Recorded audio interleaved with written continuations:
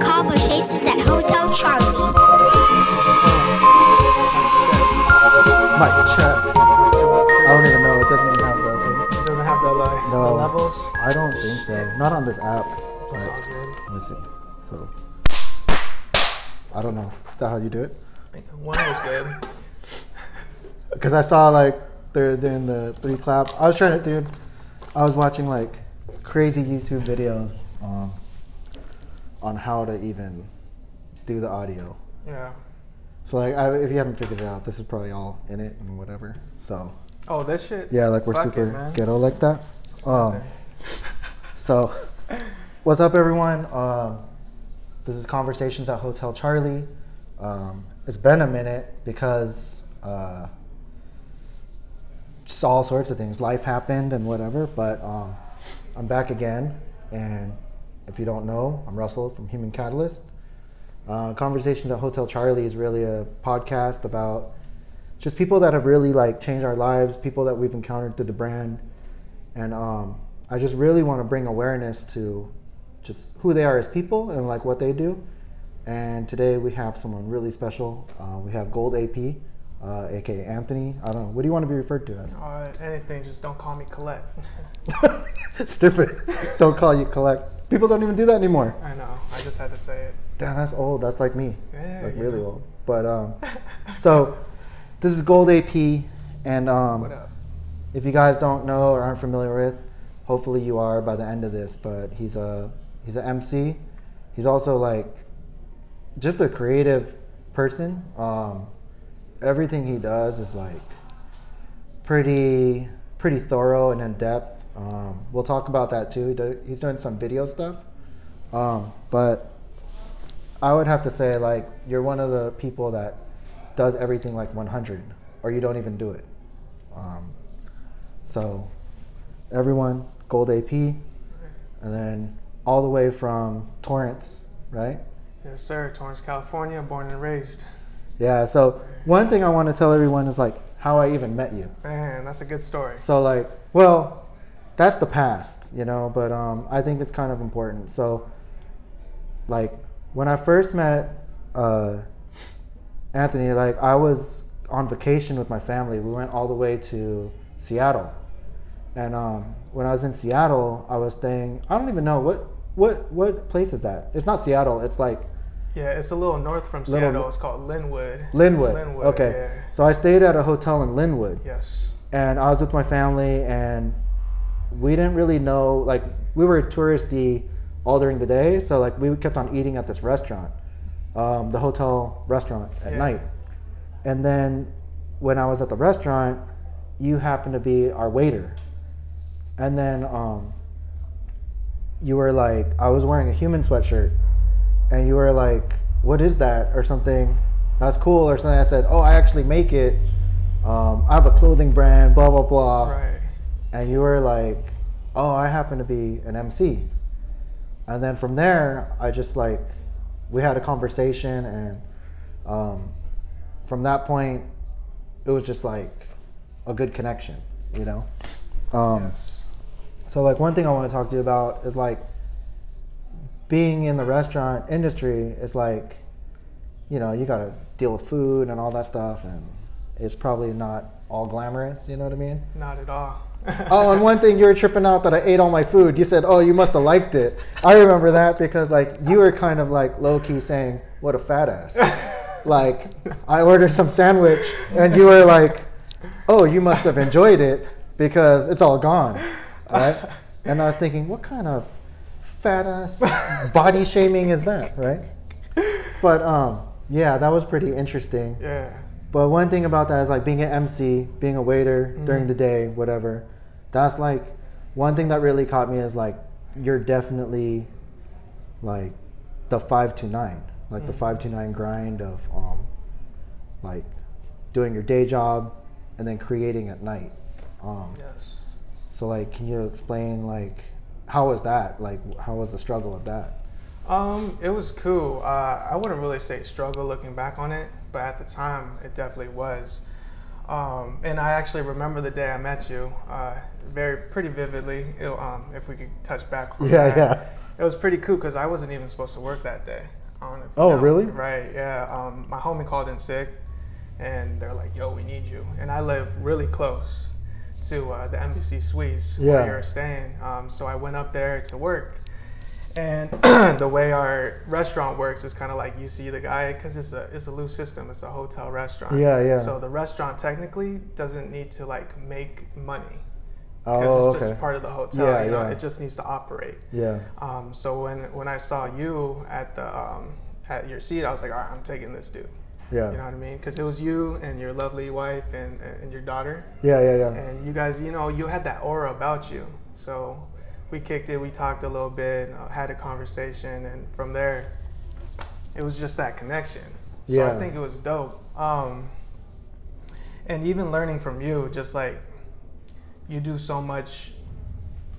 You have a family. Yeah. You had that other job before going full time to this. You were doing that 9 to 5. So just learning from people like you and talking with people like you got me motivated and just to get back on that grind. So there's no real struggle. It's a lot of sleepiness, tiredness, but at the end of the day, if you're doing something you love, you get that energy back. Yeah, I hear that. Like if you're passionate about it, So like, how did you, being from Torrance, how did you even end up in Seattle? So, or Linwood? Linwood. Yeah. I did live in downtown Seattle for half a year too, but when I worked at Embassy Suites, I lived in Linwood. But the whole story with that was, right out of college, I went to UC Irvine. So I was in Irvine, and I worked at a restaurant there too. It was like a sushi joint, a little higher end. And I met this dude that was starting a startup company. And he really liked the way I poured his water or some shit like that. So he was like, yo, let's talk about, you coming on and, helping me grow my business. Yeah. So I went with him, and it's called Zupons. It was like kind of like an all-in-one business suite. You could get, you could pay with your phone, you could get coupons, reviews, and all that stuff just in one app. And that's took off in a good way. Amazon wanted to talk to my boss, so he moved everyone up there because they had a little deal going. So we moved. It was just like 4 of us. We all moved up there, and that's how I got in that location. What, is Amazon big up there, or? That's where they're located. Oh, they are. Yeah, that's where headquarters is. Oh man, so there's a lot of people that work at Amazon up there? A lot of Amazon people and a lot Google, of Microsoft. Huh? Oh yeah. I think Google. I don't know if Google is up. They might be. There was a Google campus like down by Seattle. Like I don't know. There was some like water, like people on bikes. I don't know. Yeah, it's crazy. It's another world out there, as you saw. That's crazy. But that's how I ended there. So you ended up there, and then you didn't stay there, or? So I stayed there for half a year, but during that half a year, I was like, this is not really what I want to do. So I took that money I saved up, and my parents saw my passion in the music too, so they helped me out a little bit. And I had enough to go at it hard for about half a year. Oh, nice. Yeah. So that's kind of what I did, and I worked at the hotel to make some extra studio money as well. So. Damn, I had no idea. Like, that's pretty cool though that you gave it a go. A lot of people are scared to do that, and you still continue to give it a go. For sure. As you know, like, well, at that point, were you thinking like this is like overnight, it's gonna be easy? Like I have a little bit of ends, I'll get some studio time, and then after that, flip that, and you know what I mean? For sure. I mean, I saw my timeline, I saw how much I had, and I was like, yo, this is gonna happen. Yeah. I gotta make it happen, type of thing. Yeah. It didn't end up that way, but I wouldn't trade anything for that experience, for sure. Yeah, but so then you ended up moving back down to Torrance. Correct. For those that don't know, Torrance is like part of LA, right? It's pretty close. It's about near Redondo and exactly right by Redondo. It's like where all the Japanese used to be, right? That's where they are. Gardena. Are they still there, or? Man, Gardena must be. I don't know. Gardena's like Japan's sister. Historically, right? Yeah, for real. I went to Japanese school there. Oh, Gardena. Do you speak Japanese? A little bit. Skoshi? Skoshi hanashimasu. I didn't even know that. Dang, that's crazy. Like, I don't even speak any Japanese. No, you just did. That's the only word I can flex. Like, 'Cause, that and like sushi. yeah, like some ramen and stuff. Snacks. Yo, you Yeah, got because I'm fat. Remember, I eat my whole sandwich. You chowed that thing down, bro. Yeah, see, I told you. You're like, I remember the day vividly. You ate the entire sandwich. I haven't put extra meat. No crumbs, not a crumb left. Yeah, there wasn't. That was a real delicious sandwich. I think it was French dip, if I'm correct. Oh, yeah. I think you drank that little dip too. Yeah, I drank the dip and I poured it on my body. Yeah, it was like that. Damn. Shit. So, well, yeah. Okay, you're going at it hard, like with the MC stuff, and you had the thought that it was gonna be within the timeline. Yeah. I mean, I could relate because when I started my brand, I was telling my wife like, oh, don't even trip because I'm gonna make, like 50,000 with these shirts because I'm gonna make X amount of shirts multiplied by 5, you know, and then when the lunar eclipse happens and like the stars align, all this stuff. And in my head, I was thinking like, there's gonna be 1,000 people just like, as soon as I open my online store, all of a sudden like, Bing, ding, ding, bing, ding, ding, yeah. and then it was like crickets, you know. Yeah. No, I sold a few, but it was nowhere near like what I thought. A lot of people have the thought that like, I'm gonna start this, I'm going to make an online store, or I'm gonna drop it on SoundCloud, and as soon as I do, you're just gonna see the plays like go up. Right. I think because they hear stories like Post Malone and all those random viral things, you know. Yeah. But I mean, you and I are both good examples of like, well, actually, almost everyone in Hotel Charlie, it doesn't work like that. So like, unfortunately, everyone, like the reality of it is it's a grind. It's a hustle, like it's a roller coaster. There's highs and lows. There's a lot more lows, but there's some amazing highs. For sure. But it's not like once you get to the top, it's just cruising. I mean, Right. well, at least I haven't gotten there. I don't know. I don't know many people that have actually. I still think it's like this, no matter where you're at, you know. As far as you as like being a rapper, like what are some of the highs and lows of that? Like, I'd say like some highs would just be in the studio. You just put down some hot lyrics and you hear it back and you're just like, man, this is clicking, this is nice. So just being in the studio was my high, you know. yeah. Just creating gave me that high. And I would say the lows would come from, you know, putting out a project and not getting the reception I thought it deserved, type of thing, you know, or deserved. Yeah. That's definitely a low, and just having to deal with that and being able to deal with it and just find an alternative way of just thinking and being like happy growing from it. and growing. Yeah, I'm glad it happened now, like in the beginning stages versus like doing something that catches. Yeah. And then failing later. That's like, I feel like that's a little bit. I hear that. Yeah. So like for you, do the lows of like people not being receptive to it, do you ever dwell on it, or like how did you become mentally strong to be able to handle that? I was talking to Carinoe, and then I was telling him like, even with Hotel Charlie, like I'm tripping out, like there's not more people being receptive to like the podcast or whatever, and he goes, you know why, bro? Because you're old. Like you're old, and like us young people, like we've built an immunity to all that. You know, like we block it out because people are haters and whatever, you know. And I guess I realized that. I guess I'm like a dreamer. I think with everything I do, I'm a dreamer, and I don't think that's a negative thing.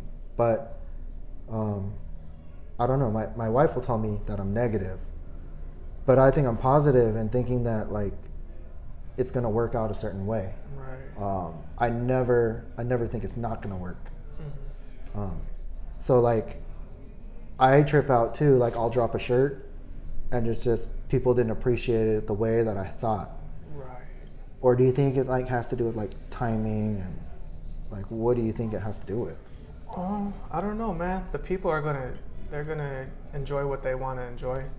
Yeah. So, I mean, going back to what you're saying about dwelling on some, I used to dwell on things pretty hard. Just like think about past projects and like, oh, how can I make this, or how could I have made this better, or how could I have done that? And that's good to like think about it and prepare yourself for the future project. But I feel like dwelling kind of held me back personally. So just I had three projects, 2 EPs, 1 album that I didn't think did well receptively. So I kind of went into I wouldn't say a depression, but I was depressed creatively, and I had to find different ways to get my mind right. So I would pick up stuff like meditation. I started doing yoga a lot, and just I wanted to get myself in a place where if I could be content, not content, but happy and happy with myself as I am right now, then it doesn't matter what I put out, or it doesn't matter, the reception doesn't matter. As long as I'm creating and loving and just doing what I want to do, that's all that matters to me now. That's tough. I mean, because I don't even think that I've gotten to that place where like I don't care. I wish I could say I could, but like when I post something and the likes aren't happening fast enough, or I post something and no one cares, or like it just kind of bums me out. I mean, there's a lot of times I felt like quitting. It hurts, man. That shit hurts. But I don't know. I always envision this like meme where there's a guy like digging rocks in a mine. Have you ever seen that? Nah. He's like digging rocks in a mine, and it shows two people, and then one of them turns around at the very end, and one of them kept going, and there's all these diamonds at the end. But the guy was like at the wall and just quit. I mean, I always see that and think to myself like, man, what if you quit right when whatever? But at the same time, like I also have that gambling genetics in my blood where like I always think it's just one more dollar. Like one more dollar and I can have that jackpot. But after several dollars, like it doesn't work, you know what I mean? So I don't know when to like call it quits. So I guess like as an MC, it's tougher. The game is tougher. Which is weird because like it's so easy, it's so accessible now. People could watch your videos, people could listen to it on Spotify, anyone in the world, SoundCloud, you know? Yeah. But like, why is it so hard? Like, why are people so hesitant to like try out new things? You know what I mean? That kind of trips me out. Yeah. So like, what is your advice for people like other creatives that are that doing something and like they're not receptive? Do you have a tip? I would just say keep going, man, because any type of business, you hear from like even big business executives, it takes 4 years to grow a business. Yeah. You know, until you're in the black versus the red. And like you said, music is a tough industry. Yeah. And first of all, it's entertainment. You don't really need entertainment. And then there's just so many people. So I feel like that's why it's so hard for people to kind of get up. You have to have some really good content, because if I'm listening in my iPhone and I get, I see something online like, hey, I just posted a new song type of thing. It's like, dude, I got my playlist. I'm good. Oh, yeah? Like, you know what I mean? But sometimes I'll check it out because it's the homie. But like when I'm following artists, and it takes me a while to like get to songs sometimes. Yeah. Just because there's so much out there. So, what kind of songs like do you listen to? I mean, besides, or are you kind of like an egomaniac and you just listen to your own stuff like all day? I never listen to my stuff actually. Oh, really? I never do. I think part of that is just the reception other people I got from other people. Yeah. So I never listen to my stuff. I'm kind of like just focused on my future projects. So I let everything go. It's kind of like I'm starting fresh every single time, and I like it that way. Still trying to figure this all out. Carinoe makes it look a lot easier than it is, but it's all good. So It's all good. I was just asking you about, you were talking about listening to your own stuff. Yeah. And then I was curious to know like what kind of artists do you listen to when you're not listening? Well, you don't listen to yourself, so. Right. As far as like other artists I listen to, I would say like my focus is primarily hip hop, but I like all things, contemporary, even classical. I mean, I listen to some piano. I used to play piano back in the day. Alternative is sick. I'm on this thing now where I'm listening to a full album a day. So from start to finish, I can't skip. I could turn down the volume a little bit, but I can't skip any tracks. So I'm hearing like whole different bodies of works. One day it'll be like Madonna, and the other day it'll be like A$AP Rocky, or some new album that just came out. So you don't only listen to hip hop? No, not at all, man. I'd say, but hip hop is definitely a big majority. Yeah. But I definitely love all music. Wow. So as far as like, I guess if you could take it back, when did you even get into hip hop, or what made you be a rapper? I guess how did that start? I can't really remember. I remember listening to like Kanye's new albums. I Heard Him Say with Adam Levine is one that's really stuck in my head. And then from there, I was always like very interested. I'd look up songs and a bunch of stuff, but I'd say my love really came. I went to this Riverside concert. This is when I'm in college too. I went to this Riverside concert and they had Nas there. It was like Murs, Little Brother, and then Nas was headlining. And after I saw him perform, I was like, man, this is pretty sick. Like I got to go to more of these shows. And then I saw Wiz Khalifa when he was doing his Cushion OJ tour, and that was in LA at the Music Box. And after I saw that performance, I was like, this is what I want to do for sure. So you're telling me, like, your influence into hip hop, or like, wait, how long have you been a rapper? I've been making music. Well, in high school, I kind of messed with it. I was focused on basketball in high school, though. But as far as like rapping and putting out tracks, I'd say like I was a student in college, like of the rap game. Just dabbling, mic recording at my homie's place, and always, I had my own setup too. But like real recording, I'd say like is definitely after college.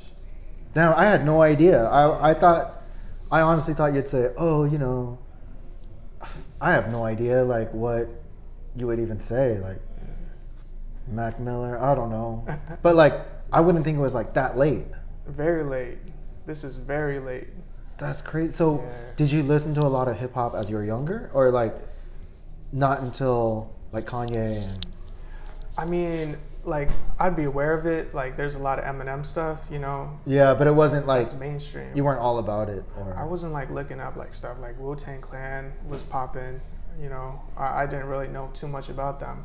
I remember like for my cousin gave me this Eminem CD one day for Christmas, and my parents didn't let me listen to it. Oh yeah. I was like 8 or 10 at the time, but it's like that's just kind of like what I grew up on, like a bunch of Beach Boys, the Beatles.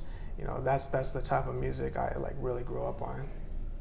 Do you think that helps cultivate you as an artist, being like aware of multiple avenues? You know what I mean?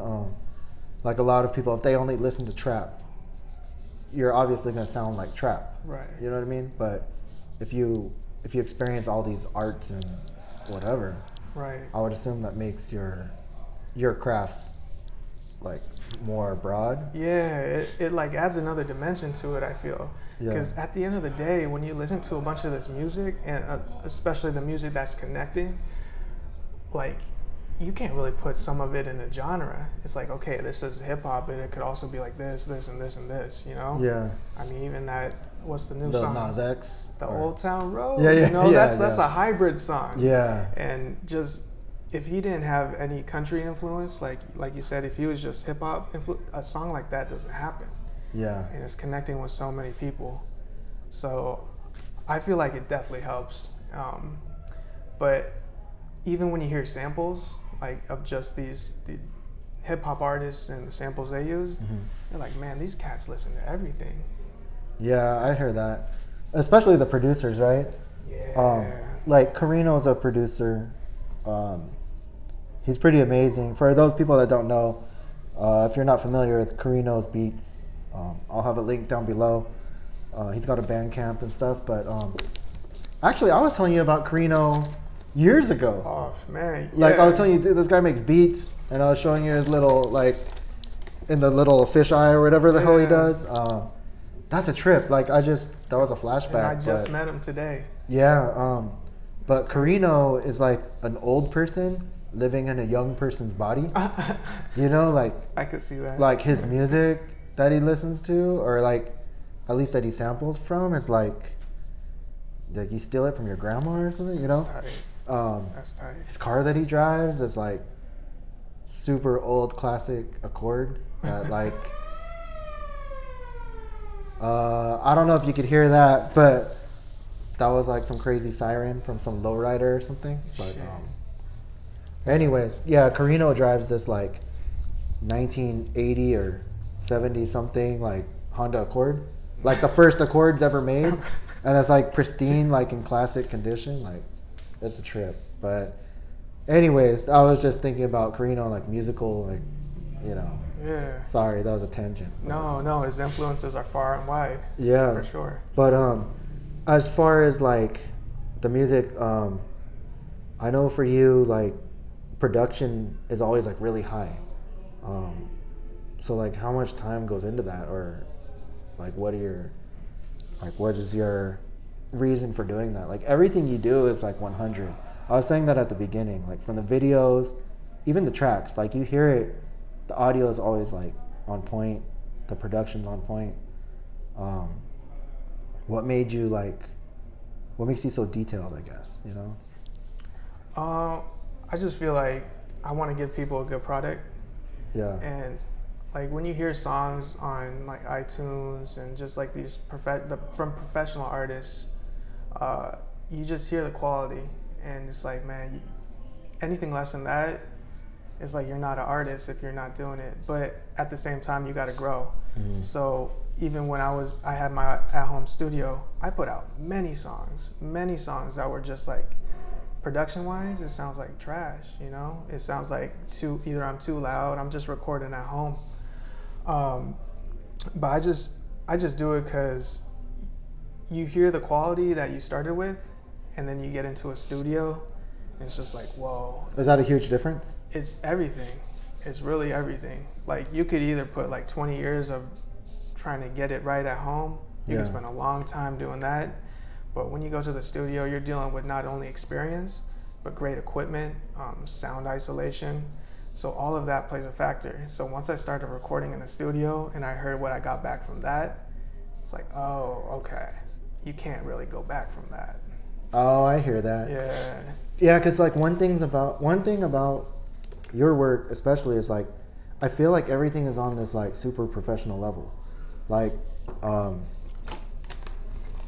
but at the same time, you're like, because of that, you limit your content because everything has to get this like stamp of approval of like, you know, I guess by you.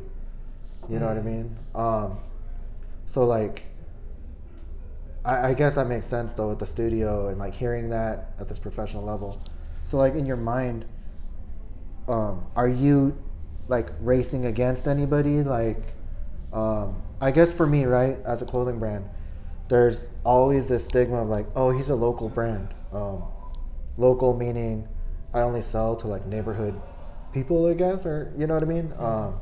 And in my mind, Human Catalyst has always been, my competition is like the stuff you see in these boutiques and stores, and probably the people that have like, you know, 100,000 times more followers than I do. Like, my competition isn't some guy in high school selling shirts out of his trunk. At least in my mind, my competition is like anyone else that would be listed in streetwear. You know what I mean? Yeah. I'm not trying to battle with like swap meet stuff. I'm trying to put out the best product I can at what I'm capable of doing. Do you feel like it's the same way as far as like your videos, music production, things like that? Yeah, You nailed it. The only thing with music, I feel like in music, everyone's your competition, but at the same time, they're like also your allies. Not even if you just like collaborate with them, like that's a direct, like okay, we're Yeah. getting views together type of thing. But like even like imagine a store, like a pizza shop, just chilling there, and then another like a great food restaurant comes, like okay, that's taking some competition away, but they're also bringing eyes to that genre or whatever. Yeah. And then so you get more. So it's like a competition, but as far as like racing someone or like, I think you asked me this earlier. You're like, is your biggest critic yourself? Yeah, I was asking you that. I was like, yeah, for sure, and it definitely like holds me back, in the sense that I needed to be at such a high level. But in my mind, it's like if I put something out that's like not as good and someone hears it and catches wind, it's like, oh, that's the type of stuff he's doing. So like I'm just gonna write him off, type of thing. Yeah. I'd rather give you something that like I worked on and I spent time on and I made really nice, versus like something like I did quick, like okay, I could do this 100 times and then I'll get here. It's like that's not really the way I want to do it.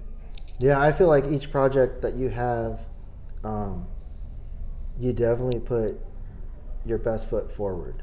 I just did, I did an interview, like part of your interview series, with myself as the guest. Yes. And you can talk about that, but what I was gonna say is like, you were like, oh, I'm gonna come in and shoot some stuff, and when you came in, I was like, holy crap, like this dude has bags and bags of cameras, tripods, microphones, like Right. just like you're no joke. And then you come on Hotel Charlie, and like I have audio going through an iPad. Yeah. I have these like lavalier mics Yeah. and some camera that just ran out of batteries, and it's like it's crazy. Like you always go like you don't mess around. I would say, Yeah. So like, do you feel like that's um, I guess that's a strong point because the content quality is really high. Yeah. But do you feel like being a critic, your own critic, has any negative parts to it? For sure, especially in this time right now, where you need to make a lot of good content, and it needs to be consistent. So you need to keep putting out stuff like Instagram. Like if you're not putting out stuff on Instagram every day or every other day, your feed is just gonna drown. Yeah, it's crazy. It's crazy. It feels like doggy paddling. Like in the water where you're like just trying to like tread water. Yes. It's crazy. Yeah, you just like go down. You'll go down, and then it's like you're not even on Instagram at all, type of thing. Yeah. So with that, for sure, because even with my work, I do social media management, and I do content creation for YouTube, and I see a lot of just people posting videos online that are just like super like nothing I would ever post. Yeah. But at the same time, they're getting the views, right? And they're getting they're getting the people. They're getting strong feedback just because their content. People like what they see. So once you grow it to that many subscribers and you decide, hey, let's do this professionally, they're just gonna skyrocket, type of thing. Yeah. So do you think the mindset of being like ghetto at first and then growing into this like professional mode is good? Or do you think it's better to come out the gates like swinging? I think it could go either way.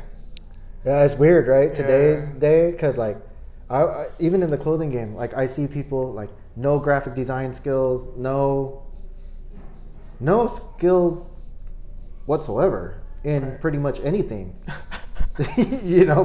but they can type whatever like brand they make up, and it's like people are cool with that, Yeah. and they shoot content of themselves wearing it and their friends, and it's like they build this empire. I feel like that's a whole new world, like the quick content. I guess there's like fast fashion. Feels is like fast content. We were talking about that earlier, like with YouTube TV, right? or no, IGTV. IGTV. Yeah. That it's like you got to shoot vertical, or you shoot landscape and cut off half of it and Right. all this weird stuff. Yeah. And it's like people don't even care. Like They don't care. Yeah. it's crazy. But then you look at like the quality. I don't know. Like people are willing to sacrifice quality for like time. Yeah. I feel that has to do even with like things like Amazon, and it's like, yeah, the quality may not be the same, but I can get it fast and from China, or whatever. Yeah. Like by the time it breaks, I could just get a new one. Right. It's crazy, that's a trip. It is a trip, man, and I don't know, it might be the time we live in where the quality of cameras is going up. So people are used to shooting home videos, and it looks like super shaky and stuff. Yeah. Even when you're just shooting off your own iPhone. So maybe eyes are just adjusted to that. But me personally, like when I see something that's shaky, like I can't watch it, even if the content's really good, or if the audio's off, or there's like this harsh frequency. Why you gotta say like when the audio's off? Like Not like that. that was a low blow right there. I meant like when the audio sounds off. Not lined up. No, it was pretty off. Like my last Hotel Charlie looked like a kung fu movie from like the 70s. Shout out Dino, sorry about that. I don't mind that, but like when there's like a like line noise. That's what I mean. Like when it's a little off like that, there's like a harsh frequency. Yeah. That's funny. You said the karate movies, but yeah, like people are like, what? I did it again. But no, I hear that. Yeah. So I don't know. I don't know. Like one thing that I wanted to talk to you about, which is pretty interesting, and probably like one of the most interesting things is, if you go to Torrance, where's the best place to eat? You're like, what? But You asking me this? Yeah. Man, I got a couple good restaurants, but What do you? Well, you eat healthy, right? I eat really healthy. When I can, I try to eat at home. And my idealism, is that the right word, behind it? My thought process behind it is like, I've tasted like chips, I've tasted like Snickers bars and like all that stuff. Yeah. They're good, don't get me wrong. Yeah.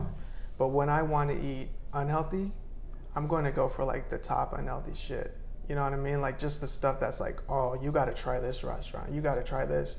So I'm not going to sacrifice my health for just like a Snickers or something I've tasted before. Yeah. It's going to be like some high end, like, oh, chef blah, blah, blah made this.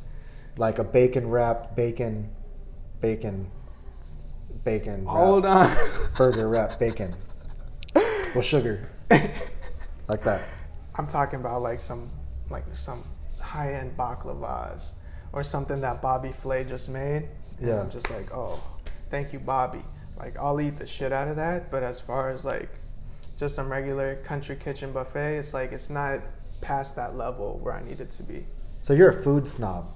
I'm a food. I want to say snob. I appreciate food, but I'm very like I'm picky with it. Then so like if you have a cheat meal, it's like hardcore cheat meal. Yeah. Yes, but not Or like the quality has to be the high. quality. I don't like stuff myself, Yeah. but I make sure it's like I don't care what's in it on that day. It's like, well, all right, it's a great meal. I'm not counting sugar content, nothing like that. Have you always been like that, or is that recently? I've always been kind of healthy. When I was younger, I used to sell candy bars at my school. Like when I was in 8th grade, Yeah. I'll buy like a bunch of them cheap at the Costco, and then I go flip them for like $1. So I would be getting high on my own supply in 6th grade. So I got a little chunky. So after that, I kind of started. I love playing basketball, Yeah. so I had to cut all that shit. I stopped drinking soda. But it wasn't until I would say right after college where I went all organic and really started focusing on what type of food should be entering my body. That is crazy. Yeah, I got a story about that too, if you don't mind. Yeah, no, I don't mind. Perfect. So I used to be a big coffee drinker. Okay. Huge coffee drinker. Like we're talking like I would get my fix in the morning, then I'll get some with lunch, and then I'll have my nightcap. You know what I'm saying? One day, my bro Dante, shout out to the bro Dante, he tells me, hey, instead of drinking this cup of coffee, try an organic apple. I was like, all right, fuck it. So I had my coffee on the side just in case. Yeah. But I ate the whole apple, and I felt this rush that I've never felt before. I was like, whoa. And it was like a clean high. Yeah. And from that day, I was like, so this is like a real apple, organic apple. Yeah.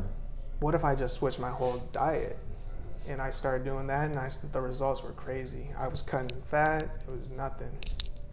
Oh, really? From eating healthy? And just like at night, instead of eating like chips or a hamburger, I just eat fruit. Like, okay. I've never even had fruit. Whoa. No, I'm joking. You're like, what? No, I'm just joking. Like, I always trip out. So, like, this guy today, shout out Jordan, he was saying, or he showed a picture of tacos and stuff, right? And he was saying that he just lost weight, and don't worry, he's going to ride his bike. He's going to cycle 27 miles to burn off this taco plate. Right. And I said, what are you doing? Like, to get a voluptuous body like mine, Yeah. you don't ride the bike because you're going to burn fat. I said, eat everything except for the styrofoam. That's the only way, like, you can have a body like this. Yeah. Right? Some styrofoam's probably missing, but. Yeah, but. Damn. That, like, I don't eat. Well, my wife, she's into like healthy food. And I'm definitely like a bad influence. I am not a healthy eater. I could really not care less. I mean, I should care more. She said that I'm very, what is that? Selfish, because of I don't care about health. You know what I mean? Because there's other people that depend on me and whatever. But I've always like when I was single, man, like I lived off a gas station for like years. So if people don't know, the gas station has like an amazing array of top notch. Yeah, top notch food. There's they have a microwave you could use. There's cup of noodles. There's nachos where, well, for those who don't know, here's a tip. Like, you gotta take it out of the bag, pour it in, and then throw away the bag, and make your nachos. They have jalapenos and free condiments. Yes. You know.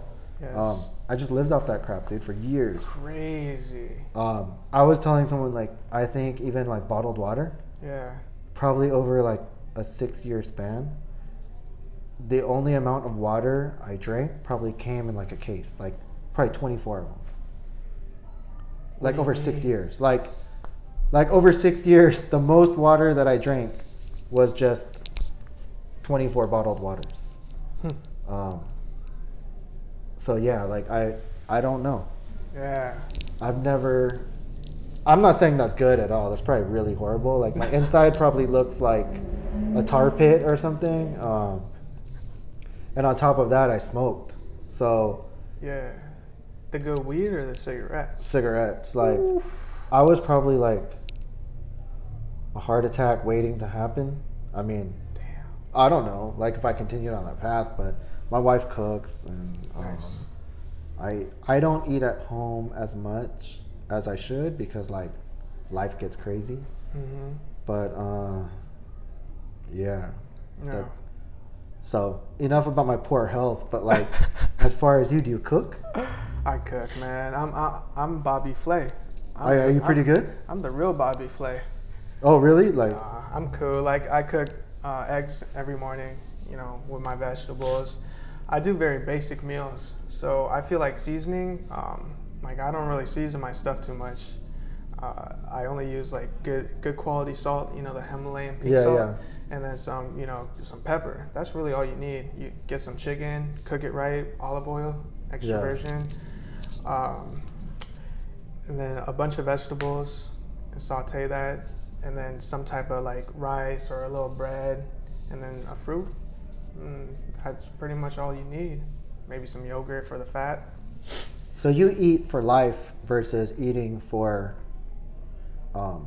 pleasure. Yes, I treat food as a fuel versus Yeah, versus a hobby. right, or Yeah. just like an enjoyment, a piece Yeah, of because enjoyment. I'm a hobbyist. I feel I'm a you. carne asada hobbyist. I feel it. Some people play basketball. Yeah. I eat burritos. Like, that's my hobby. Hey man, I'm not. Hey, 1 out of those 7 days, that's my hobby No, too. mine's Man. like 7 of 7. I understand, bro. That's crazy though. I see all these people eating healthy, and it trips me out. Like how unhealthy. I don't know. Do you think people like? I think you legit eat healthy. Do you think some people just take the pictures of healthy stuff just to like make other people feel bad? I wouldn't say to feel bad. I mean, have you ever tried it? Like gone out 2 weeks? Like, I'm gonna be strict on this diet for 2 weeks. Never. I've never even gone on a diet. You look great. Should I Well, say? it's voluptuous. That's you know, ever since I've been a plus size model,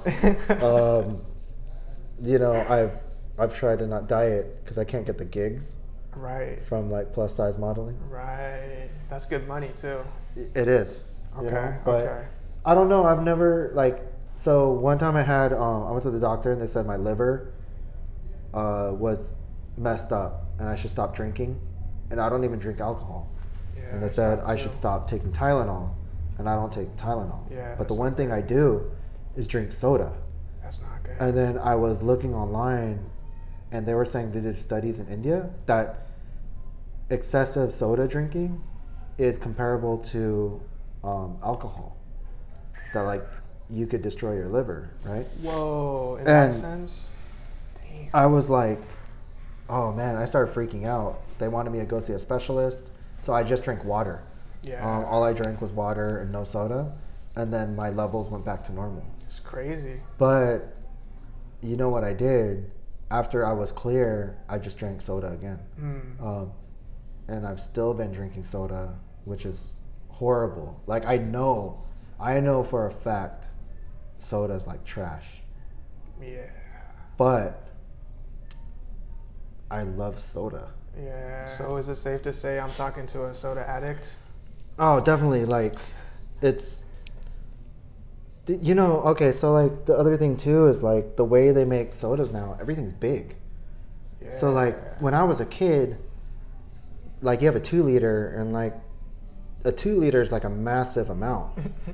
And I think nowadays, like you don't even realize like these cups are basically 2 liters. Yeah, the big gulp, right? So like you refill it, Yeah. and that's probably more than a 2 liter. You don't even realize. You know what I mean? I see one in that trash can right there, bro. Oh yeah, for real. It's like it's like it's I don't know. I don't know. It's a shame. It's just a hard time because even with like sugar, it just in general, Yeah. candy's so bright. It's in every store. It's so easy to get. Like even when I'm driving around and I'm like, I'm hungry. I don't really want to cook right now. Yeah. And I look at all like the restaurants and my choices. I'm like, that's fast food. That's fast food. I can't eat here. Can't eat here. And I'm like, and I've put thought into like my diet and stuff like that. Just think of someone who's just eating, like, who's thinking about other things. You know, they don't have time to think about dieting or just like picking out nutritional stuff.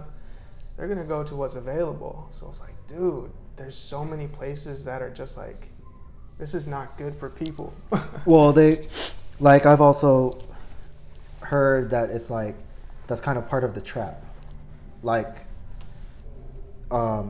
it's economical food. I mean, you look at the signs, Yeah. EBT accepted here, things like that. Like it's no wonder that like even what do you call that, like middle lower class, that just the rat race and everything, that's what's affordable, you know what I mean? But what's crazy now is like fast food isn't even affordable. Like dude, like McDonald's costs you like $10-11 for a combo, you know what I mean? Where Damn, it went up then. like, well, that's extreme. Let's say like $9-10. Like So when I was eating McDonald's, that was probably like $7 at the time.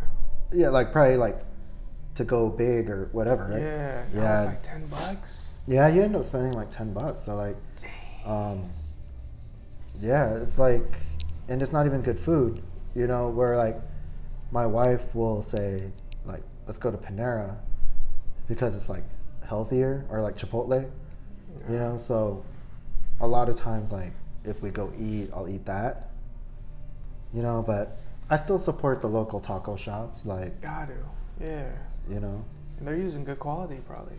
I don't think so, Oh. but Oh, those tacos. Oh, I oh thought you were yeah, talking yeah. about like fish No, tacos. no. I eat like, well, shout out Don Pedro's across the street. Hey, hey. Yeah, like I'll go there and I eat a lot of things that it's just a lot of grease after and stuff. You know what I mean? Yeah, It can't be good for you. It's hard. But no, that's my hobby. That's. You know? It's okay, bro. I don't know. I gotta change. You know? I mean, if you like think of it, if you ate good like 5 out of the days, and then like on the weekends you're just like, fuck it, let's have some. I always talk about it. I just Yeah. never. I'm not a man of action. Well, you know what I mean? Here's the thing.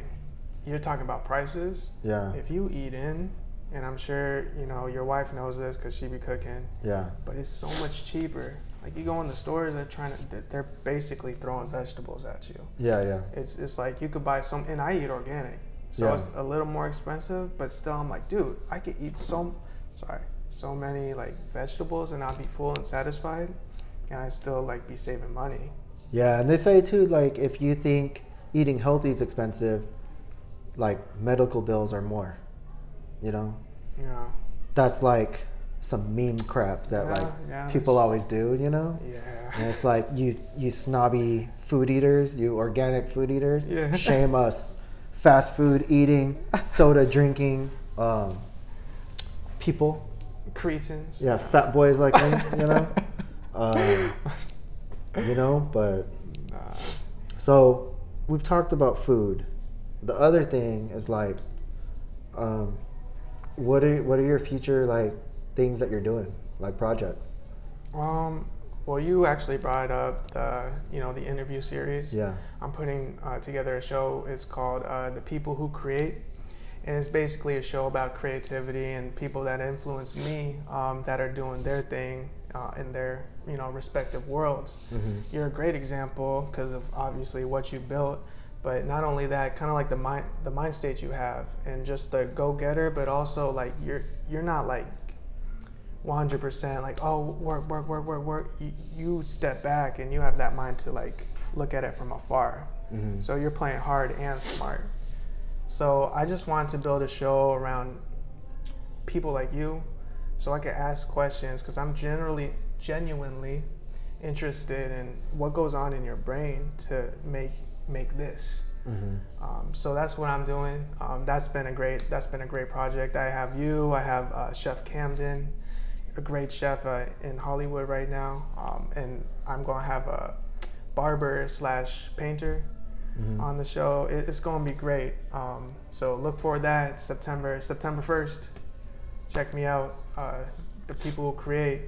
I'm also working on another project for music. Oh, And okay. That's what I'm most excited about. That's always what most of my energy goes into, is the music, and I'm very excited for this project. It's on another level. When are you planning that? Or do you not have a time frame? I don't have a time frame, and basically the way I'm treating this album, I want to make sure like my pipes, my vocals, and everything is just where it needs to be. So I've been doing a lot of vocal training. I'm actually singing from the diaphragm now. There's going to be a lot more melodic arrangements in my new songs. Mm-hmm. So I'm just super excited. It's all written. I got to finish recording it. Are you gonna use that what was that thing? That voice thing? Which one? Oh, auto-tune? Auto-tune? Are you gonna sound like T-Pain? Nah. Are you gonna come out like, this is GoldAP? I might use a little bit of auto-tune, but I'm really like focusing on my vocal exercises. Yeah. So I don't have to really depend on that. See, I think that's what makes you different too. Like you'll put in the work to put out these projects. Do you know what I mean? Like now with auto-tune and apps and whatever, like I can make this whole damn podcast sound like a robot. You know what I mean? Like if we wanted to. Yeah. It's crazy, the technology, but like I would say you legit put in the work, you know? One thing like I wanted to ask you earlier is like, as far as yourself and your body of work, for people that aren't familiar, I mean, especially like a lot of my following probably comes from SD, San Diego, not South Dakota. You're probably thinking that. But, yeah. I was like, what's he talking about? You know, a lot of people come from here. They're probably not familiar with your music. Yeah. If they were taken or if they were given a chance to like check some stuff out, what would you want them to listen to or see? You know? I have this mentality that my next stuff is always my best stuff. Yeah. So I just say listen to my latest drop. Right now it's called Fantastic Voyage. It's a little outer space journey. We were talking about it earlier, about beat selection and all this stuff. But basically, when I heard this track, I wanted to kind of like relate a space odyssey because it sounded really like outer spacey. Yeah, it does. It's a real good track to like. Yeah, you feel like you're on this space journey. Yeah, I appreciate that. It's like an odyssey. So I kind of wanted to relate like a type of journey that an astronaut would go through, or just anyone in space, like just kind of floating and traveling, and compare that to my journey in music. So there's a lot of parallels in there that you can listen to, and I'm very proud of these lyrics. Before I started writing it, I was like, I'm not going to use the word I. I'm not going to say me. I think there's us in there, like in one of the lines there's an us, but I didn't want to use any of that because I wanted to work on my writing skills. So after I wrote that track, I was like, wow, this looks so much more complete because it's not like I did this, he did that, It's like it's like a story. Obviously, it came from me. I wrote the damn thing. Yeah. So that whole project I'm pretty proud of. There's a music video too. It's up on all streaming services. Fantastic Voyage. No, that's dope. And then the video is pretty dope as well. Like for me, I'm more of like a visual person. Okay. That's why like one of the important things with like Hotel Charlie, I was thinking, damn, can we get it on YouTube? Because like I like watching rather than just listening. Yeah. I mean, I live down the street, so my commute is only like a minute. So like I don't have a long drive to get here. You know what I mean? So I've never been like an audio kind of guy. So like I really enjoyed the video. Yeah. How hard was that? Like, because that video, actually all the videos that you do are they're well made. You know what I mean? Well, one of them you took off, you said. But your other video that you have is Tabi, right? Yes. And that video was shot really well too. The production of it, the song of it. So me as a fan, I would say for people to check that out as well, if they like videos, you know. Yeah, and shout out to Sean Boyd. He's from New Jersey, and he just moved here chasing his dream in video making, and we were able to link up, you know, through someone on Instagram, and he's such a cool guy, you know. And he came in and he rented a Red camera. That's a very high-end camera, the Red cameras. And he came in, he's like I'm renting this, don't worry about it, type of thing. So it was just a great experience doing that with him. Obviously, like looking back at it, I know there's a couple more things I could do better with it, but that's for future projects. Yeah, I mean, I always feel like, I guess a good example is Ethos. He was the first podcast, and then he said something interesting is that I was saying that he always is doing something, right? And he's like, he doesn't really look back. He just keeps on moving forward. That's tight. And it was very similar to like how you said you don't listen to your work and stuff like that, that you just keep going. I don't know. I got to try that because I think for me, I'm a dweller. I don't know. I always look back. Have you ever seen Napoleon Dynamite? Yeah. Sometimes I feel like Uncle Rico. Oh yeah. You know that dude that's like, man, I could do it, Napoleon, and like the football. You know what I mean? Like, I love that scene. I always think like, man, if I just did this, it would be different. You know what I mean? And I always kind of trip out on that. And I guess it's not always a bad thing, because that's kind of like why I started HC.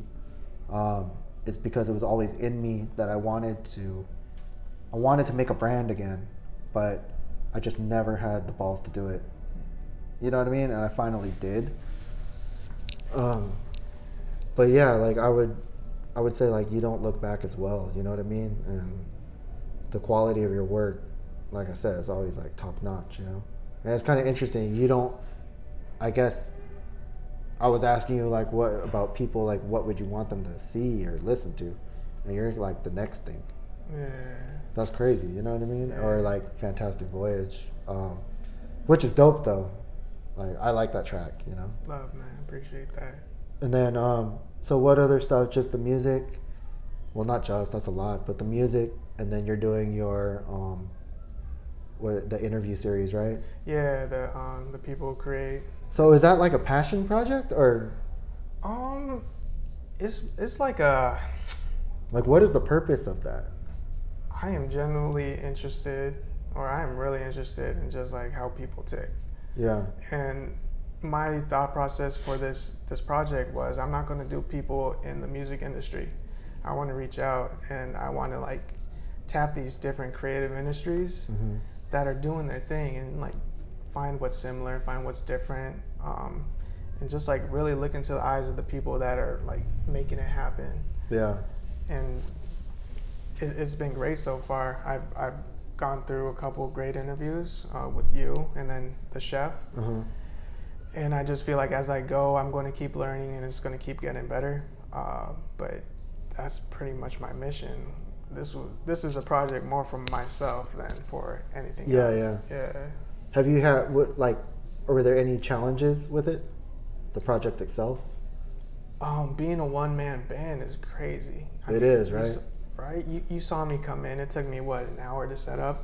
Yeah. And then even then, it was like, oh, we got to tweak this. We got to move the tables, type of thing. Yeah. So that's hard, but that comes with anything. If you really love it, you're gonna stick through it and get it done. I hear that. I mean, the one-man band thing, I almost feel like it could hurt you, and it could help you. No one's gonna care about it as much as you do. I mean, for the most part, you're gonna find some like outliers, like people out there that like are down for it, you know. But a lot of times it's hard, you know. But with a project like that, I think it's pretty cool. But have you always been into video and stuff, or like that's relatively new? I mean, I was always a fan of like just how people put shows together, specifically cooking shows. Because if you look at these cooking shows nowadays, it's crazy. Just to see it, how they piece it together, and it's just so seamless. Like as a viewer, you never feel uncomfortable, or you never see something like, wait, why did they put that? You know what I mean? It's just also seamless. Yeah. So I've always kind of like I was always interested in it in that sense. But when I started working and doing the stuff with my new business, just with social media, I saw the importance of YouTube. It's just like getting videos on YouTube and having that, you know, strong platform for people to watch your stuff.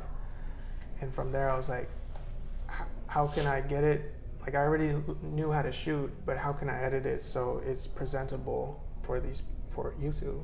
Yeah. Which is crazy because I mean, there's some ghetto things on YouTube. Oh man, some of them in the millions of views. Yeah, but like, yeah, I mean, I don't know. I guess that's why like, I'm along the ghetto line of it. Ghetto YouTube. You know, but dude, like video trips me out. Like it's hard. It's hard. A lot of people can make a podcast and just like throw audio, and I think that's pretty easy for the most part. I had no idea video was so intensive. Like, again, shout out anyone that does videos. I don't know, like, was that Greek or something? But like, video work, it's crazy. I mean, all like the audio syncing, the additional mics, you know, different camera angles. Right.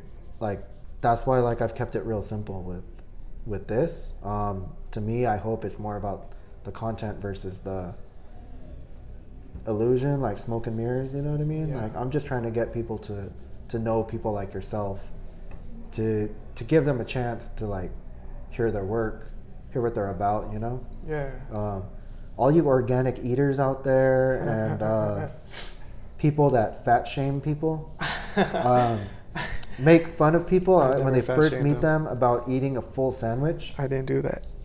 And the fries, like probably even the little crumbs. He did eat the fries. He did eat the fries. You know, yeah, like take a chance and like listen to your work. You know. Man. Is there anyone you want to shout out or anything? You hate everyone? Like, Nah, I'm a lover. I'm a lover, not a fighter. But shout out to my mama. Shout out to my dad. Shout out to my sister Amelia. Shout out to my cats who have passed on to the next realm. Whole Foods. Oh, shout out to Whole Foods, my favorite restaurant. Shout out to Organic, my other favorite restaurant. Whole Foods isn't a restaurant, but I treat it like it. And then you're talking about food places, so shout out to Red Rock. I need a free meal for this one. And man, shout out to you, bro. Thank you for having me, and I really believe in what you're doing. You're the Japanese Joe Rogan. Oh yeah, that's what you're saying, right? Man, I don't know, like, not to be a dick, but I don't really like Joe Rogan. Oh like, man. You know, like, I think he comes off as a punk sometimes, you know? Like, but I mean, some of the stuff he says is pretty wise, but like, I don't know. I like Joe Rogan. Yeah? I've seen him live too. Oh yeah? In a comedy ice club or ice house. Oh, okay. That shit was funny. Is he funny? Like, for real? Yeah. I don't know. Maybe I should, like, I was watching this podcast with him and Macaulay Culkin. Oh, I don't know who that is. Home Alone, you know, like, oh yeah, right? yeah, that's why. So he was with Macaulay Culkin, and like, Macaulay Culkin is pretty smart. And I think, like, Joe Rogan seemed kind of like intimidated by Macaulay Culkin's, like, it was kind of like trying to one up someone about knowing about diseases and bacterias and like all this stuff. But like Macaulay Culkin was like cool about it, and Joe Rogan was like, no, let me show you that I know more about it than you do. And I was like, whatever. You know? Well, he has a lot of like smart ass people on his show, like Neil deGrasse Tyson. No, I know Mike Tyson. Mike Tyson. Yeah. He's not him. Not him. Yeah. But Neil deGrasse Tyson, even people like Paul Stamets, who's into mycology, a field that I'm really into. I feel like he understands. I think he's a good guy, good host. Okay, then I'll accept that title then. Japanese Joe, man. Japanese Joe. So, so shout out everyone for watching Conversations Hotel Charlie, listening to it. Tell your friends, tell your grandparents, tell your neighbors, your sister's neighbors, your dog, your cousin's brother. Let them know. GoldAP. Yes. Listen to some of his tracks. Check out some of the other conversations we've had, and thank you so much for checking it out. I'm checking out from Japanese Joe, GoldAP. Thank you so much, you guys. Thank you.